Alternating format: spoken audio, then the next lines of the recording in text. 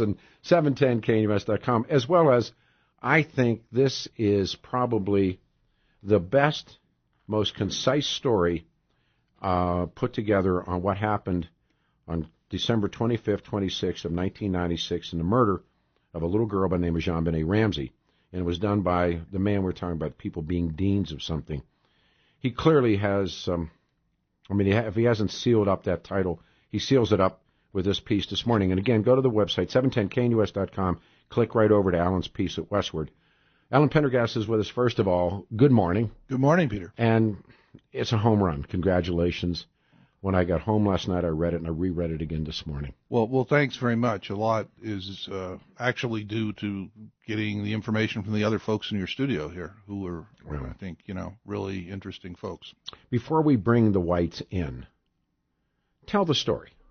Because there are so many people that, they remember the name, they remember the moment. Well, yeah, and it's been 18 years. It's really kind of hard to look back and realize how much time has passed since this happened. This was, of course, the great Colorado unsolved mystery. Christmas evening in the Ramsey house. There's a call first thing the morning after Christmas to various people, including Fleet and Priscilla White, to come over to the Ramseys, their friends in Boulder. And that the JonBenet, the 6-year-old girl, has been kidnapped, and there's a ransom note, and there's a lot of chaos and police in the house, and various friends coming over trying to console the Ramseys. And it turns out that the girl is in the basement. The body is in the basement, found by her father and Fleet White early that afternoon. And she's been bludgeoned and strangled. And, from there, the case quickly goes into overdrive. I mean, because of this, it comes out that she was in these pageants, these beauty pageants. There are these photos that start circulating. The tabloids get involved. Becomes a highly political case. There's some very important legal brains involved. And everything changes very quickly. I mean, this is a case that happened very fast, and yet nothing happened for a long time. That there was a lot of police frustration. First, the crime scene being as contaminated as it was. Second, this problem with the DA's office over, focusing on different people. The police strongly believing the parents had something to do with this and trying to follow their evidence trail and listening to the FBI profilers about this kind of case and so on. And the DA's office thinking the police was too focused on the Ramseys, looking into alternate theories. And, of course, this was a case that just brought out the bottom feeders and the crackpots and every kind of alternate suspect, and it damaged a lot of people. I mean, beyond just, the fact that this is a case that no one has ever been convicted of. A lot of the people who were involved, who were friends of the Ramseys or, trying to do the right thing by, the justice system, lots of terrible things happened over the years. So, I mean, you can't really summarize everything that happened, but essentially we had a situation where it went to a grand jury, no indictment was returned.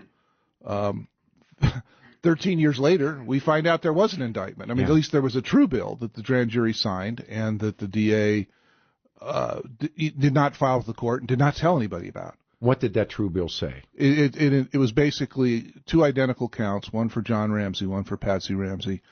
One was an accessory charge, and the other was felony child abuse resulting in death. Which one was which? Well, they both got one count each of that. But, that's right, because the way you said it, it was like... Oh, sorry. Yeah, but what's interesting about that is that the statute of limitations expired on all of that about 3 months after Alex Hunter decided not to let anybody know that happened. Yeah. And so it goes from there. I mean, there's tremendous.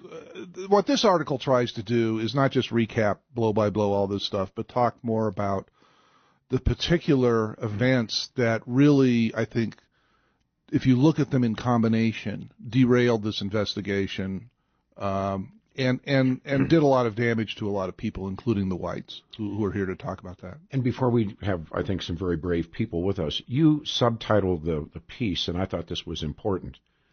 JonBenet Ramsey, how the investigation got derailed, and why it still matters. Yeah, because I think there's a tendency to say this is old news. Thank you. Nobody wants to deal with this anymore. And part of the frustration in anything dealing with the Ramseys is that there's been such a spin given to this case over the years that people think, there's no point in talking about or this. that they're innocent. Well, yeah, the other thing that happened when these indictments were when the news of this grand jury bill was finally released, every news story said, but of course the Ramseys were exonerated by Mary Lacy. Which I think you have to stop and look at what that exoneration means and doesn't mean. Her successor certainly doesn't believe that. No, I mean, he says it's weird, it's a stretch. Yeah. And then when you realize what it's based on, and this gets into the DNA evidence, you realize that it's a fairly meaningless gesture. Of course it is. But it's been used essentially to stall this thing further. Then, of course, one of the great moments in all of this was the arrival of John Mark Carr.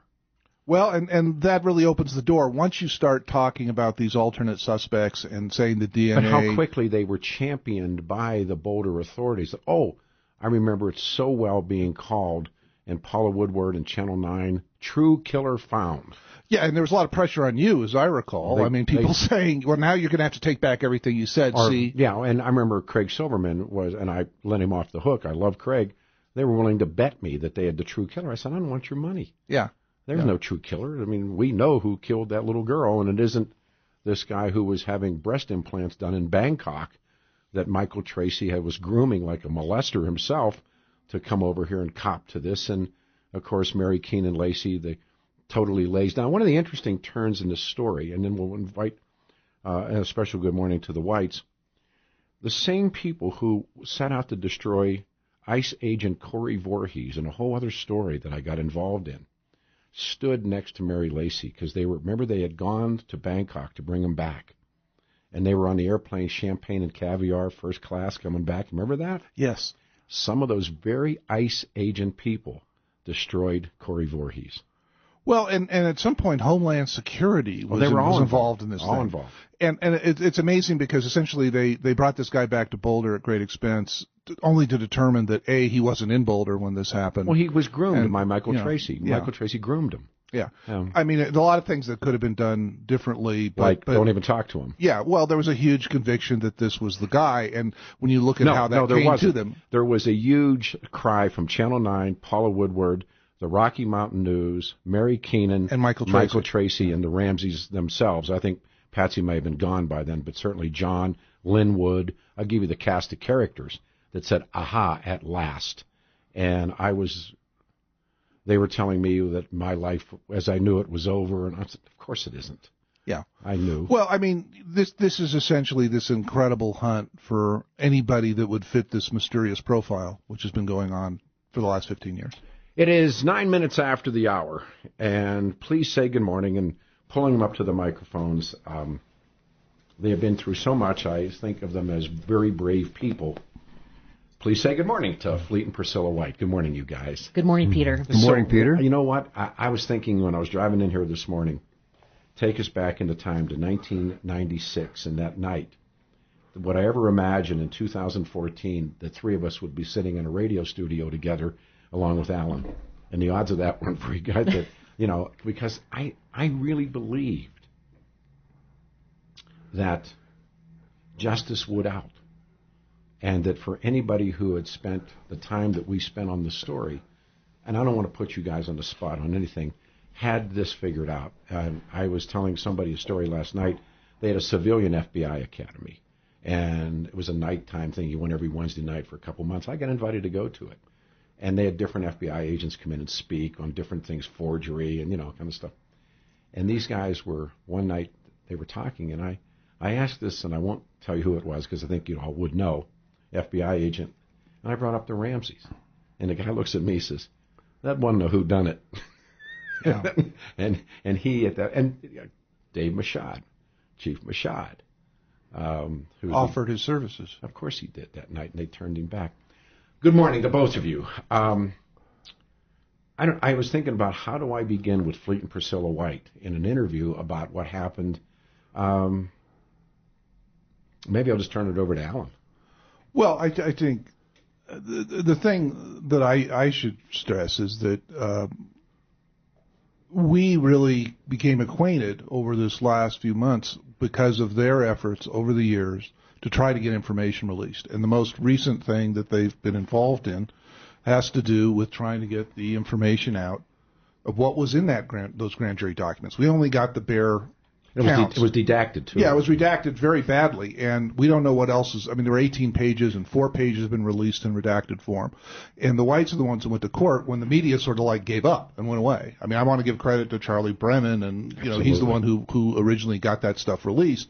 But he and Tom Kelly did not pursue an appeal when the judge only released part of this indictment. And I think the law says you're supposed to release the whole thing. So we got to know each other a little bit, and I realized that they've been on a kind of lonely crusade over the years, that without having to debate all this in the media, and without having to trying to get the authorities to own up to what happened.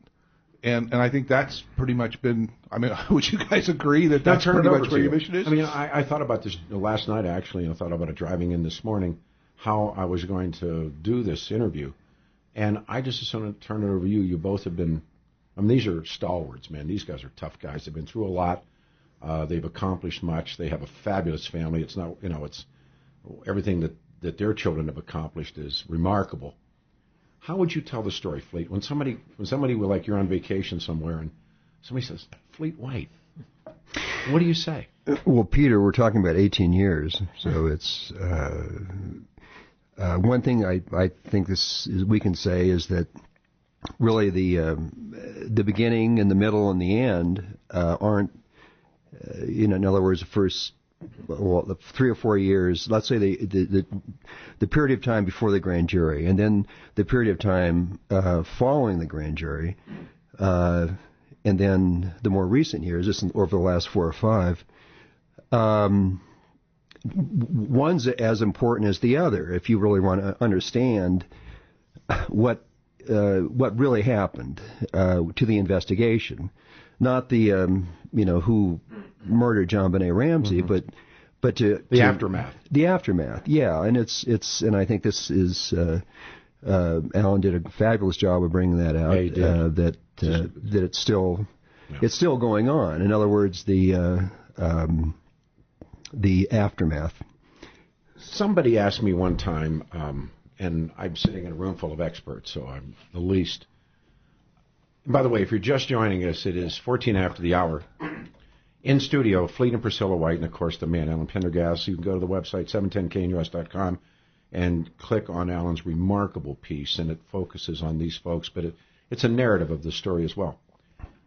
And I thought about this. Someone asked me one time, I was on a television show, I think with Geraldo, and it was all over, and somebody said to me, what would you like to know about this story? And I said, I'd like to know what Patsy Ramsey's dreams are every night. And I thought the rest of it I knew. What would you like to know about this whole scenario for almost 18, 19 years? What would you like to know? Well, obviously, I would like to know what happened to John Benet. And we don't know. I believe. I have some beliefs. Right. Yeah. We Priscilla and I, we try to just operate on what we know and what we experienced firsthand, and then, of course, in our interaction with, quite a few people actually in the first 2 or 3 years, police detectives, people in Boulder and both in government or in the legal community. We try to operate on what we know, and we don't know what happened that evening. But to answer your question, yes, we would certainly like to know what happened to John Benet. One other thing I just wanted to bring up, is a kind of a preamble, I think. I think Priscilla and I would, we do have a great deal of sympathy for everyone who was, has suffered as a result of John Benet's death. Sure. And that would certainly include the Ramsey family and the Paw family. And it would also certainly include all the people in law enforcement in Colorado, Boulder, and beyond who in a good faith way really try to bring justice in the case.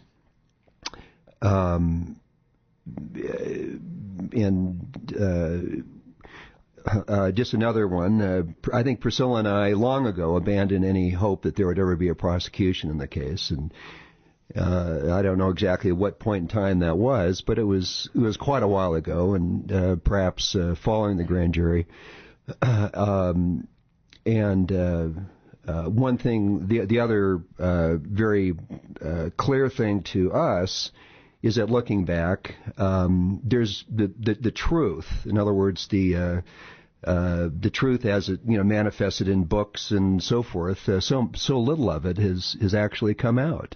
Not with regard to the investigation, and in the books and so forth, it's not there. And what we would like to do now, especially after the revelations of last year with regard to the indictments, is to do everything we can while we still can, able to, because none of us are getting any younger, is to see if there's any way we can get some of these records. Certainly, the remainder of the indictments that were actually delivered by the district attorney under an order, for review by the court and then eventual release.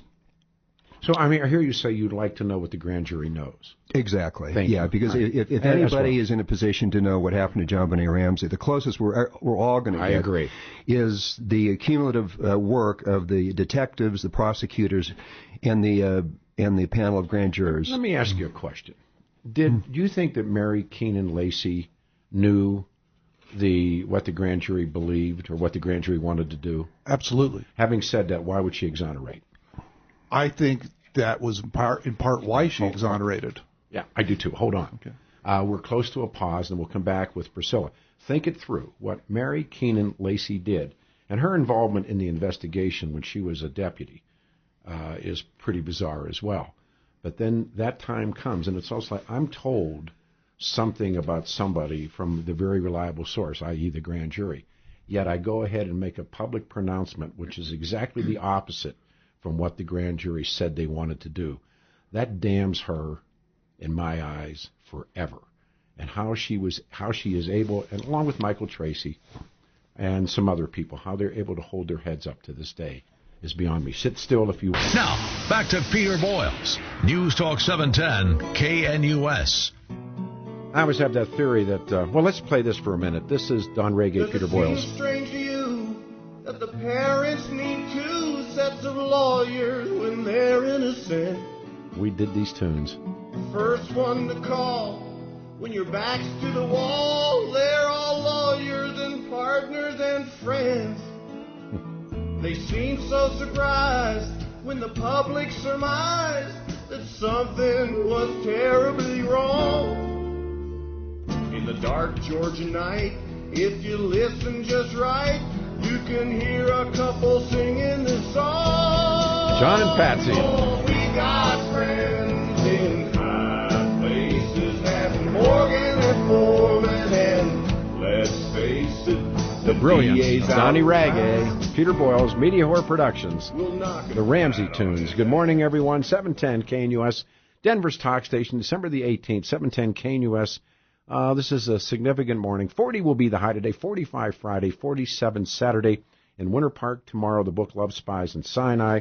In studio this morning, some of the true greats. Alan Pendergast is with us, and you go to our website, 710knus.com, and you can click right into Alan's piece. It's lengthy. If you want to know the Ramsey story, this man has captured it. Fleet and Priscilla White, who are just amazing folks, are in studio. As I was driving in this morning, I never thought that we'd all be in a studio together doing radio shows together. And also the great selfie from last night, 710knus.com. We were talking off air about Mary Keenan Lacey, about the Morgenthau story. We're talking about just bunches of stuff off the air. And I broke away with Alan talking about Mary Keenan Lacey, who, as you point out in the piece this morning, and maybe it's a better question for Priscilla, where Mary Keenan Lacey says men can't judge Patsy Ramsey, which I thought was a remarkable moment. But now, since the great work of Charlie Brennan, when Charlie gets those grand jury papers that they wanted to take these people down for what happened that night. And she knew that the grand jury wanted to take them down and still went out. Priscilla, good morning to you. Thank you. What a wonderful woman. Good morning, Peter. Oh, well, you look great. I mean, you guys. Thank you. You guys are all right. Thank you for having us. Please quit it. I'm honored all three of you are here. Your thoughts about all of that? Well, we don't understand any of it. Certainly about Mary Lacy and what she did, having knowledge, and what Alex Hunter did, having knowledge, and there were many, many other people that had knowledge, and we do not understand. Knowledge of what? That they had been indicted by the grand jury. Yeah. We were the last to know. I told that story. We're talking about the urban legends and myths that surround us. And Fleet, that would be a book like, the urban legends of the Ramseys.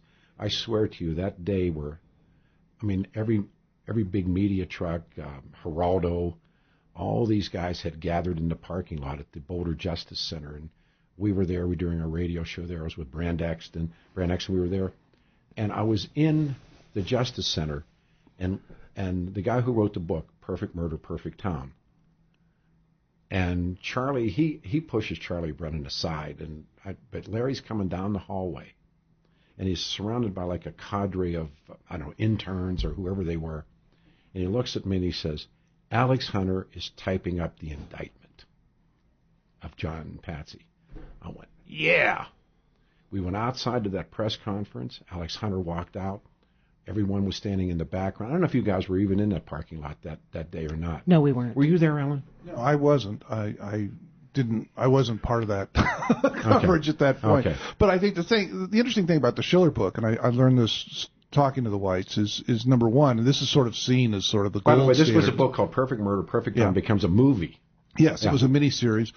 And this was looked at as sort of the gold standard of reporting on this, and I'm sure, not to cast any aspersions on Charlie Brennan, who worked Brennan on that. Was great. Yeah. But in talking to the Whites, you realize that there's a lot of stuff that got into that book that didn't come directly from the sources. For example, the Whites were, these are people talking to the police, trying to stay away from this crazy media frenzy, trying to be good witnesses, right? That somewhere down the line, if you're going to testify, you don't sell your story to the tabloids, you don't talk to everybody. No.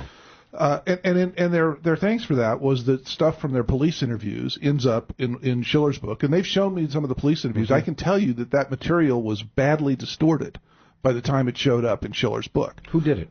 I don't know who did it, but the point is that whatever it was, either they didn't get the original interviews, they were getting it from secondary sources, or they distorted it for their own reasons. I don't know which, but I can tell you that this is just an example of what has happened to these folks over and over again. Is when something comes out about this story, if it ends up sounding exculpatory in one direction, it's smearing somebody else. In other words, when Mary Lacy comes out and talks about this exoneration for John and Patsy, there's suddenly a refocus on alternate suspects again. Back to these guys. Well, and everybody else. Who were never suspects. It should be pointed out from the beginning. The police, cleared them very early in the investigation. They've had statements of this over the years, but they've had to go get those statements because periodically this stuff comes back. You guys got blamed by, I don't even know how to approach this, but I remember that your names got thrown into the hat. And it seemed to me, and I was trying to review so much the last couple of days to try and do this, at least but John and Patsy, almost like a firing squad in a circle, started to shoot at people and blame people. And I remember they blamed their housekeeper, and the cops went out to her house. She lived in a trailer. And went out to her house. And I remember them saying to me, she answered the door in a pair of Patsy's old shoes. You're nodding your head. And Patsy had first blamed. They started to blame people. Do you believe that at one time they blamed you? Oh, yes. Yeah. Well, in fact, Priscilla, just to add that, didn't the police tell you at some point that because of your role in this, the fact that you were, such key witnesses, you had known the family well before you'd play with their kids, play with your kids. You'd been there the day all this stuff, was revealed, that you were going to be alternate suspects, that you were targets. Yes, and they wanted to investigate us for that reason. The housekeeper, Linda Hoffman Pugh, right? No, not Linda. What was her name? That's correct. That's correct. I'm just trying to remember. And they went out to her, and eventually I think she sold her story. She did. And that X'd her out. That was the problem with the delay. Yeah. There should have been a grand jury from the beginning. Indeed. And I remember somebody telling me the story that her husband or live-in boyfriend had actually been in prison for something. I don't know what it was. But I remember one of the guys saying they drove out to the house and there were 2 new pickup trucks. Yes. And they knew at that point they had sold the story. As Alan mentioned,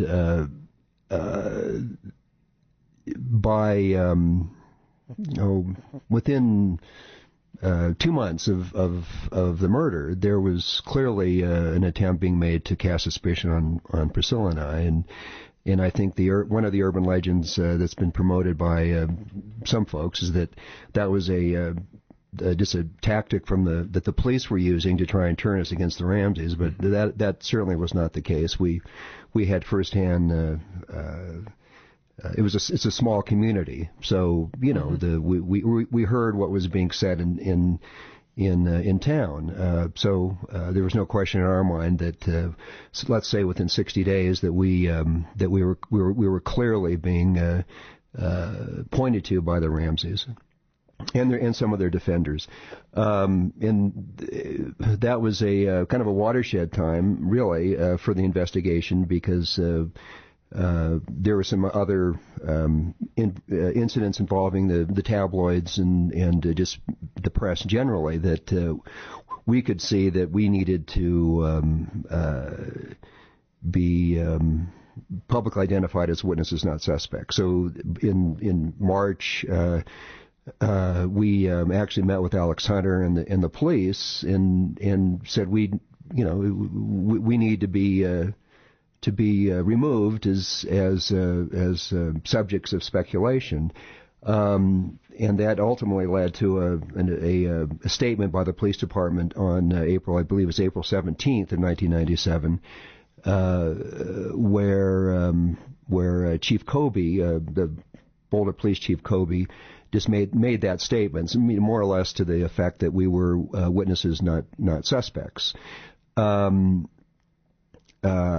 So that played out. The whites as suspects played out very early in the case, and then as Alan mentioned, it would pop up again in some cases very famously later on, and so we recently got I think it's been called our third. Exoneration. That's kind of not quite what it was, but that was just earlier this year from former Boulder Police Chief Mark Beckner, and that was in that case it was in response to speculation that was headed our way following the release of the partial release of the indictments. When you guys we'll talk about, and because we're here until 9 together. You were their friends. I know from reading and listening to you guys in the past that went on vacation together. You went to their home in Michigan. You guys skied together. Your kids played together. It had to be when this moment comes when you realize that they've, as they say in crime stories, they rolled over on you. I mean, how did that feel? Well, we had been warned that would probably happen. Okay. But still, it doesn't make you feel very good. Yeah, no, I was going to say, I mean, it's kind of a difficult thing to even sort of contemplate because when I went back and looked at this stuff, I got to tell you, the Ramseys had no better friends in the hours of this crisis. These guys. You look at their police interviews, they're not casting aspersions. No. They're saying, look, you guys got to look elsewhere. There's no way it could be this family. We know this family very well. Yeah. There was nothing but real faith and staunch support for these people. And then it's like almost immediately, the thing that made them dangerous, I mean, in my opinion, is they were advocating to John and Patsy, you guys have got to talk to the police. We got to get this cleared up. The story in Atlanta, which I want to talk about after the pause. And the lawyers were telling them the exact opposite. Yeah. I mean, Priscilla told me essentially that the Ramseys fired them as friends at that point. How soon did, best of your knowledge, and maybe it's a better question for you, how soon did John and Patsy have their first lawyer hired? Oh, I think they can answer. Yeah. They can answer that. Well, I know it was certainly no later than about 3 o'clock in the afternoon on December 27th, because I was actually interviewed by Saskia Jordan of Haddon Morgan and Foreman, and also an investigator, David Williams, there they go, at Michael Bynum's office in Boulder. Yeah. I doubt that they put it together 20 minutes before I was interviewed. Thank you. And my sense of reading all of this is they took what they wanted to know what you told the cops, and then they were going to try and deprogram that. And Fleet was also called by Mike Bynum on the 26th. Oh, those were Bynum, Hal Haddon. Hal Haddon is a very powerful Democratic operative. Very powerful character. He doesn't care much for me, and of course he has links into a lot of media people that played out in this. I mean, it's a witch's brew. It is indeed. Yeah. 710 KNUS, 710KNUS.com, and on the TuneIn app. This is Peter Boyles, News Talk 710 KNUS. Don Reggae. Peter Boyles' media whore about the Ramseys. Don't worry. Be happy. Police had finally done their work, and now they'd like to talk to Burke. Grand jury. That was twisted when we did that stuff. Don't worry, be Ramseys. That was my colleague and still remains my dear friend, Don Reggae, who lived in Boulder, and we did all these parody tunes, and we named it Media Whore Productions because I had been dubbed a media whore. And the best are here. Fleet and Priscilla White in studio, along with Ellen Pendergast, with us now. And I think if there's ever been a story that somebody said that you did on radio, that there was nothing quite like this one, and it was the murder of a little girl on the night of 25-26, December 96. Little girl named JonBenet Ramsey in Boulder. And in studio right now, and I've known Alan Pendergast for years, and I've always said he is the premier principal print investigative reporter in the city. He crosses over into TV, and just he teaches, and he's actually, all things aside, he's a good friend and he's a good man. And Alan is with us. And Alan did a piece that appears in this new Westward about our friends and about the case itself. And the title of it is JonBenet Ramsey, How the Investigation Got Derailed and Why It Still Matters. And in studio, I've gotten to know these people, Fleet and Priscilla White, one time best friends of the Ramseys, and as Alan said, the best friends they had and what happened to them. And all of this is up, 710KNUS.com, as well as this crazy selfie from last night. We were talking as we broke away about you went with them to Atlanta, and I want to come back about discovering the body, which is a horrible thing to talk about, but you went to the funeral in Atlanta. Yes. What happened? Well,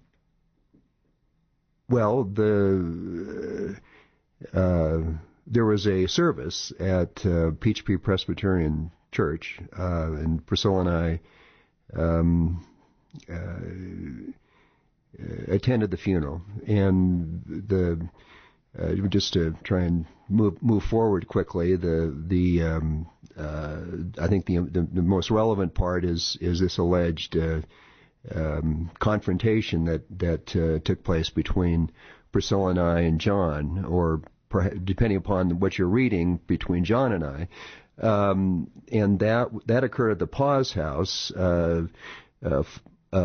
following the funeral. And what happened is that following the funeral, I was told that, and actually Priscilla was as well, by Patsy, that they would be staying in Atlanta and not returning to Boulder.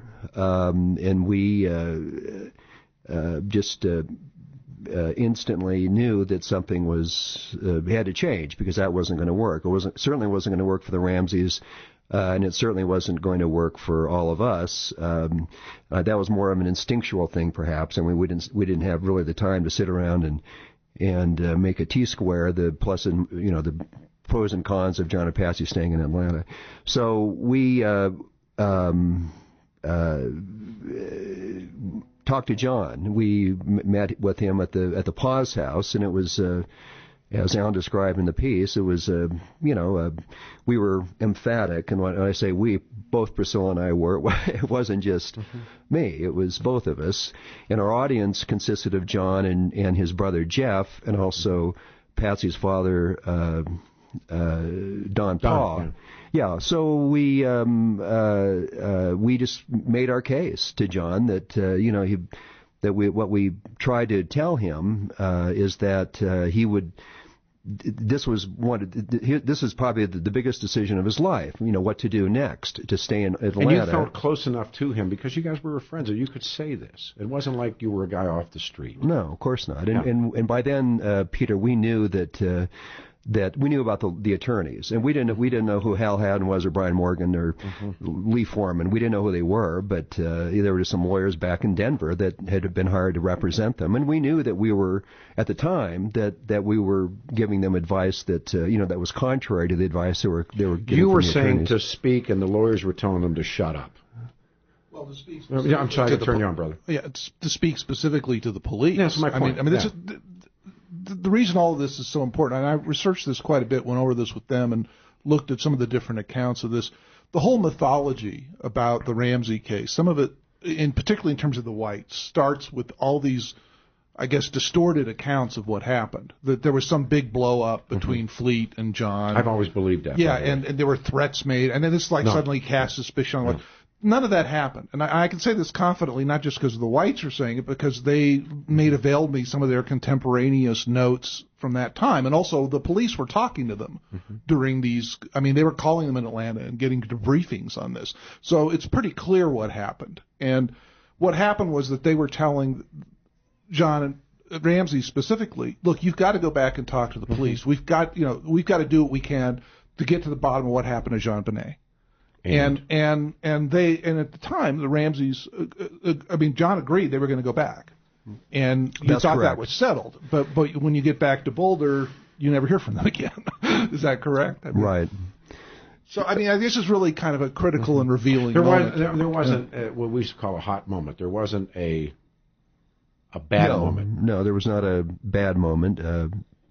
It was within a bad time, of course, following the John Benet's funeral. On the other hand, that was our opportunity. We couldn't wait. We couldn't wait a day or two because we had to go home. So our time to make our case to John was then, and if we didn't do it then we would have lost it. And why didn't you say it to her as well? Well, she simply wasn't there, Peter. She was not to be seen. She was. I believe at that particular meeting at the Pause, she was elsewhere in the house. I did talk to Patsy about it. I had an opportunity because it was after the funeral. There was a function at the Westmorelands, and Patsy came out of a room and said to me that they were not going to be coming home. At the same time, Fleet was talking to Rod Westmoreland, who was the host of the party, and Patsy told me they were not going to come back to Boulder. And I said, Patsy, I think that's a very, very large mistake. Yeah. You have a son who, and from what I've heard, you don't want to disrupt anything for at least a year. You have a son that needs to be back in school with his friends, with his support group, and I think you should come back to Boulder. Add to that and we'll break. Well, the other important thing that happened on that trip is, of course, they appear on CNN. And if you I want to talk about that because Priscilla and John and I and Fleet and I have spoken about that. That was the hold your babies close night.